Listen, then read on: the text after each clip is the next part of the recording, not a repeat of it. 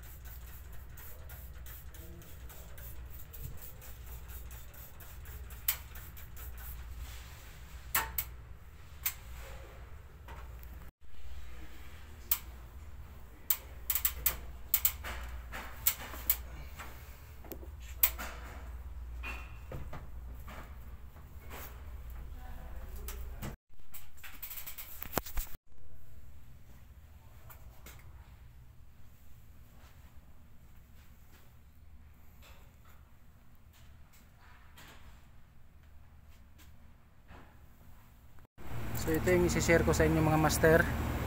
Ayan oh, dami ng modify dahil may problema itong PCB. So ngayon nagka-problema na naman uli. Ito yung isi-share ko sa inyo mga master. Ito siya oh. May problema yung PCB nya. Wala ng 24 volts na binibigay para mag-energize itong compressor number 2 or itong magnetic contactor number 2. So yan oh, dami ng modify na nangyayari. So mag-add tayo ng isang relay mga master para mapa-energize natin yung contactor number 1 or para sa compressor number 1. So tara. So itong timer na itong mga master para dito to sa compressor number 2. Ito siya para naman dito sa compressor number 2. So hindi na tayo kailangan ng isang timer, relay na lang. Okay, so tara.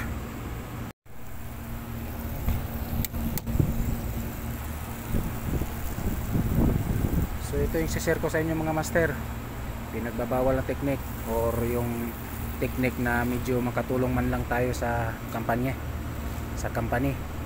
So ito siya master, may problema yung PCB nya. Wala nang binibigay na 24 volts para dito sa compressor number 1 or magnetic contactor number 1 or Y1.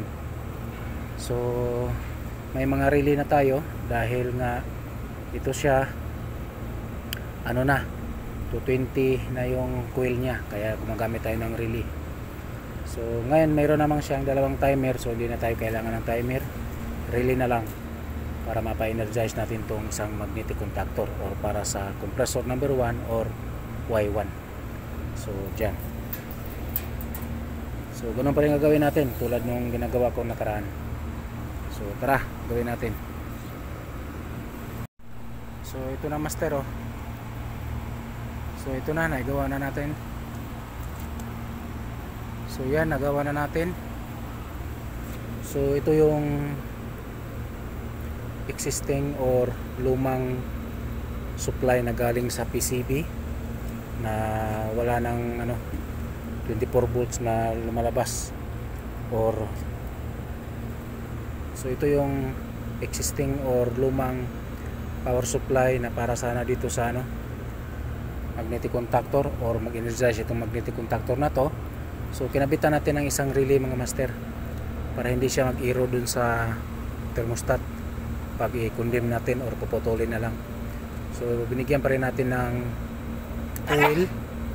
coil gamit itong relay. So ngayon itong relay na to, yan na yung magpa-energize dito sa contactor number 1 or compressor number 1. So kumuha tayo ng supply niya na 24 dito sa contactor number 2. So yan, itong wire na to sa E1, diretso na yan dito sa E1 ng relay para dito. Tapos ito kasi, ito yung para sa E2 ng magnetic contactor, itong blue na to. So dito tayo nagtap sa load side, diretso sa sa E2 din ng relay. Okay, so yung timer dito natin nilagay sa sa magnetic contactor coil dito. Okay, siya 9 minutes para may time delay sila na hindi sila magsabay mag-energize yung dalawang compressor. Mayroong 10 minutes, 9 minutes bago mag-energize yung compressor number 1. Okay, so yan, at least man lang makatulong tayo sa company na walang pira daw. So save mo natin ng mga ilang minutes. So pwede pa natin gamitin to. So pwede pa natin gamitin to mga ilang minutes. So mga ilang buwan kung darating na yung bagong request natin na PCB, i-back to normal na o yung original na wiring connection yung gagawin natin dyan. Okay, so ngayon na wala pa, so ganyan lang muna, puro modify. So mga pinagbabawal pero okay yan ng mga technique na yan. Subok ko na yan mga master. Okay.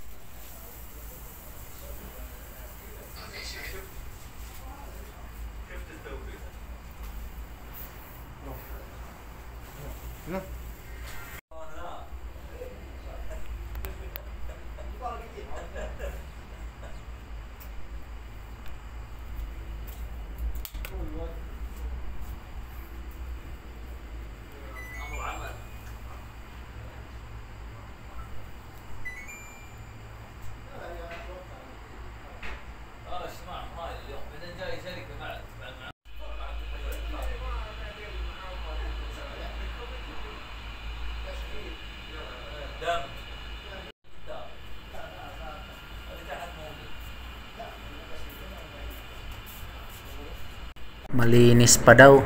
Ayan, ang kapal. Wala nang madaanan yung hangin. Malinis pa daw. Ayan, ang kapal. Wala nang madaanan yung hangin. Parang hindi na diffuser mga master, ang kapal na. Ayan, grabe, 8 taon bago nalinis.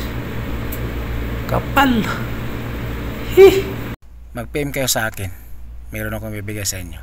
Shoutout mga master. Kakauwi ko lang mga master. So pahinga muna ako saglit. Kakain ako mamaya maya. Mag live ako mamaya maya din. So alam niyo na mga master kung bakit ako nag upload ng video ng ganito. So mostly kasi nasa trabaho na tayo eh. So alam niyo na, lalo na sa mga nagtatanong, lalo na sa nagpi-PM, nagmi-message sa akin sa WhatsApp, sa Facebook page. So ito na yon, mag-PM kayo sa akin, may bibigay ko sa inyo. Hindi ko na sasabihin dahil nagalit si Lolo sa akin eh. Mag-PM kayo sa akin, meron akong bibigay sa inyo. Okay? Ingat. Mag-PM kayo sa akin, meron akong bibigay sa inyo. Shoutout mga master. Kakauwi ko lang mga master. So pahinga muna ako saglit. Kakain ako mamaya maya. Mag live ako mamaya maya din. So alam niyo na mga master kung bakit ako nag upload ng video ng ganito. So mostly kasi nasa trabaho na tayo eh. So alam niyo na, lalo na sa mga nagtatanong, lalo na sa nagpi-PM, nagmi-message sa akin sa WhatsApp, sa Facebook page. So ito na yon, mag-PM kayo sa akin, may bibigay ko sa inyo. Hindi ko na sasabihin dahil nagalit si Lolo sa akin eh. Mag-PM kayo sa akin, meron akong bibigay sa inyo. Okay? Ingat.